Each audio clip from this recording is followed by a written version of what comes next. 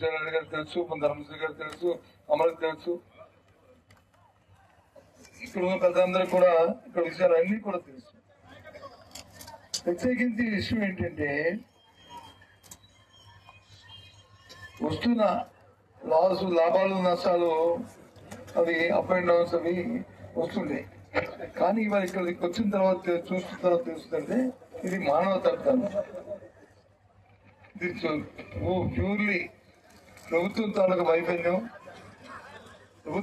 వైఫల్యం, యాజమాన్యానికి ప్రభుత్వానికి మధ్యని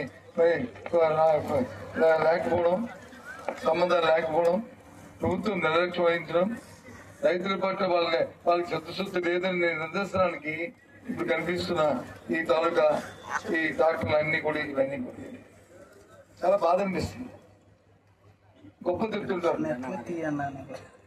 ఇప్పుడు ఒకటే అడుగుతున్నాను, ఎంతవరకు అనాదిగా ఫ్యాక్టరీ పెట్టిన దగ్గర నుంచి రైతులు చెప్తుంది ఏంటి? ఏదైతే అంత ముందున్న బకాయిలు 100-200 రూపాయలు ఏదైతే తమ్ముకు తగ్గించి ఇచ్చేవాళ్ళమో ఆ తర్వాత రికవరీ వస్తామని చెప్పి ఫైనల్ చేసాం. దాన్ని ముందుగా ఇచ్చేసేవాళ్ళం. ఇప్పుడు జనలబాడికి ముందే ఇచ్చి క్రషింగ్ ఆడే ముందే ఇచ్చేవాళ్ళం. దురదృష్టం ఏంటంటే క్రషింగ్ కూడా ఎప్పుడు కూడా ఈ చోడవరం ఫ్యాక్టరీకి పెద్దలు చెప్పింది కానీ లేకపోతే ఆ అధికారుల దగ్గర నుంచి సమాచారం తెప్పించుకున్నప్పుడు కానీ తెలిసింది ఏంటంటే నవంబర్ ఆఖరి వారంలోనూ లేదు డిసెంబర్ 14 వారంలోనూ ఫ్యాక్టరీ ప్రారంభించాము. సంక్రాంతి వచ్చేది. 4 వారాలు ఆడిన తర్వాత సంక్రాంతి వచ్చేది. 5 వారాలు ఆడిన తర్వాత సంక్రాంతి వస్తే సంక్రాంతికి సీఈఓకి వచ్చి వాళ్ళకి వచ్చి ఒక 40%, 50%, 30%, 60% డబ్బుని ఎప్పుడు ఫ్యాక్టరీ ఇచ్చేది. ఆ రైతులు వచ్చి ఆదుకునేది. ఇది జరిగింది. రైతు హ్యాపీగా ఆ సంక్రాంతికి వచ్చి వేడి నీళ్ళు చన్నీళ్ళగా ఆ డబ్బులతో వచ్చి ఆ పండుగ శుభ్రంగా జరుపుకునే పరిస్థితి లేదు. ఈ సంవత్సరం అది కూడా లేదు. ఎందుకంటే అసలు ఫ్యాక్టరీ ఆడలేదు. సంక్రాంతికి ఫ్యాక్టరీ ప్రారంభించిందే జనవరి 21, 19 అటు ఇట్లో 20 అంటే క్రషింగ్ స్టార్ట్ చేసింది అప్పుడు. ఇంకా పండుగకి ఈ లోపు వచ్చి పండిన పంట వచ్చి పొలాల్లోనూ మనకు తెలుసు మాసం ఎండకు వచ్చి ఎండి దాంట్లో తగ్గి దాంట్లో తేమ తగ్గిపోయి వాటికి ఎంత నష్టం వస్తుందో. అది కాక మళ్ళీ వస్తే ఇక్కడ 1 వారం రోజులు ఇక్కడ ఎండలో పెట్టి ఉంచుకోవచ్చు. గొప్పలు చెప్తున్న ఈ నాయకులు, అధికార పార్టీలో నాయకులు, మంత్రులు, ముఖ్యమంత్రులు చాలా ఇప్పటికైనా ఆలోచన చేస్తే బాగుంటుంది. అడిగా అంతకుముందు నేనే మంత్రి ఉన్నాను, అమరావతి ఇండస్ట్రీ మినిస్టర్, దీనికి కన్సర్న్ మినిస్టర్ ఉండేవాడు, మా నాయుడు గారు వచ్చి డిప్యూటీ సీఎం ఉండేవాడు, ఈయన వచ్చి ఒక స్థానిక శాసనసభ్యుగా ఉంది. ఎప్పుడు మా మీటింగ్ పెట్టినా వచ్చి అని ఇగో దీనికి ఇవ్వాలి డబ్బులు, దీనికి రిలీజ్ చేయండి, వాళ్ళతో మాట్లాడండి అని ఒకటే కథ. అలాగే మొత్తం మీద ఏదవుతుందని నాకు తెలిసి ఒక 80-90 కోట్ల రూపాయల వరకు రిలీజ్ చేయించాం.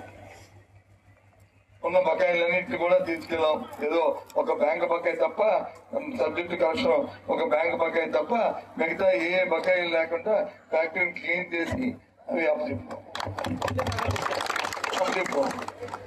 మాకు తెలిసి మళ్ళీ రైతులకు వచ్చి వాళ్ళకి ఇవ్వాలంటే బకాయి రైతులకి పేమెంట్ ఇవ్వాలంటే మళ్ళీ దానికి అప్పు పుట్టింది. ఎప్పుడు అప్పు పరత ఎలా పుడుతుంది? ఆ రైతుకి బకాయి, ఆ ఫ్యాక్టరీ బకాయి లేకుండా ఉండి ఆ ఫ్యాక్టరీ న్యాయం జరిగితే ఉంటుంది. ఆ మేనేజ్మెంట్ చర్చిస్తున్నాను ఉంటే కంపెనీలు ఉంటే వస్తుంది. ఇప్పుడు మరి 70,000 టన్నులు అంటే సుమారు 20 కోట్ల రూపాయలు. ఆయన మన ఇంజనీరింగ్ చదవలేదు, మన తప్పు అది మన తప్పు. ఆయనేమి ఒక పల్లెత్తు మాట్లాడిన ఆయన ఎందుకంటే మనం సరదాకి మనం చేస్తాం. మీరు చేసుకున్న పాపం అది, దాన్ని ఎవరు ఆపలేదు. ఇవాళ ఎక్కడ ఉంటారు, ఇంకో దగ్గర ఉంటారు, తెలుగు ఇంకో దగ్గర ఉంటారు. ఈ చూడలేదు కదా, ప్రభుత్వం చూడలేదు కదా, గొప్ప చెప్తారు కదా, చూడమంటారు, ఇది అంటారు, అది అంటారు. మన నాయకులు ఏమయ్యారు ఇవాళ? నేను రాజకీయాల గురించి మాట్లాడలే, కడుపు బాధ, కడుపు మంట, రైతు తాలూకా బాధని రైతు తాలూకా అర్థం చేసుకుని ఇవాళ ఇక్కడికి వచ్చి ఈ డిమాండ్ చేస్తాను మీ అందరూ. ఇదే రాజకీయాల కోసం కాదు. ఎందుకంటే ఇది చాలా దురదృష్టం, చాలా గమనీయమైన పరిస్థితి, చాలా దుర్మార్గం, చాలా దుర్మార్గం. ఇటువంటి కార్యక్రమాలు అది ప్రభుత్వాలు చేయడం అనేది కాదు. ఇప్పటికైనా సరే రేపు పెద్దగా చెప్తుంది, రేపు దాంట్లో ఈ విషయాన్ని మేము మాట్లాడతాం. మీ అందరి తరఫున గౌరవిస్తాం. మీ రైతుల తరఫు మనుగడ కోసం ఆలోచన చేస్తాం. రైతులు నేను చేస్తాం. ఇంకా ఏదైనా నచ్చమైన ఇంకా అయితే ఇక్కడే ఉండి ఇక్కడికే వచ్చి నిరాహార దీక్ష కూడా చేస్తాం. చాలా లేదు. రైతుల మనుగడే మాకు చేయం తప్ప రైతుకు నష్టం వచ్చి, రైతులకు కష్టం వచ్చి, రైతు ఇబ్బంది పెడితే మాత్రం చూస్తూ మాత్రం ఊరుకోమని చెప్పేసి ఇవాళ రైతు ఇంకా ఉన్న జరిగేది ఉందో అది ప్రతి టన్ను కూడా అది ఫ్యాక్టరీ కొనాలి, కొని రైతులు ఆదుకోవాలి, ఆ కార్యక్రమం చేయాలి. దానికి అవసరమైన నిధిని ప్రభుత్వం ఫ్యాక్టరీకి వచ్చి కేటాయింపు చేయాలి, వెంటనే దాన్ని ప్రారంభించాలి. ఇది మా డిమాండ్. దయచేసి ఇవాళ పత్రికా సోదరులు అందరినీ కోరుతున్నాం.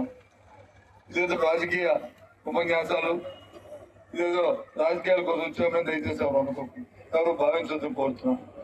సరే, మీ తాలూకు ఎజెండాలు మీకుంటే ఉండొచ్చు, కానీ మేము మనసు మార్చుకోండి.